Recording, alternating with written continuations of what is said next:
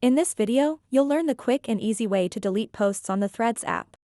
Whether you've posted something by mistake or simply want to remove a post, I'll show you how.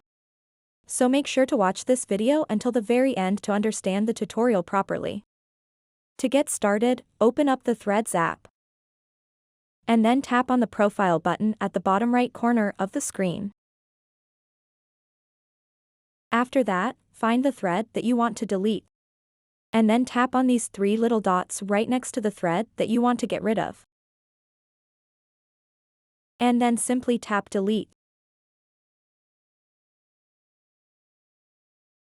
Tap delete one more time to confirm your action.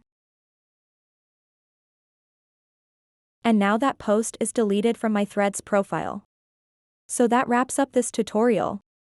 If you have any questions about this whole process, please let me know in the comments section below. And if this video helped you out, please give it a big thumbs up and subscribe to this channel for more tutorial videos like this one. Thank you so much for watching and have a good day.